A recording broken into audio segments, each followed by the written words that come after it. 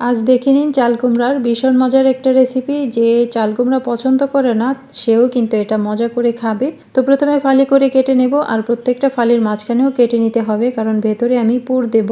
তো এভাবে কেটে নিয়ে লবণ আর হলুদ দিয়ে সেদ্ধ করে নিতে হবে। তারপর পানিটা ছেঁকে নেব। কিছুটা ঠান্ডা হলে একটা মিশ্রণ তৈরি করে নেব। এখানে আধা কাপ সরিষা, একটা রসুন, একটা কাঁচামরিচ একসাথে বেটে নিয়েছি। সাথে দিয়ে দিলাম হলুদের গুঁড়া, মরিচের গুঁড়া, আদা রসুন বাটা আর লবণ। একসাথে মিশিয়ে নেব।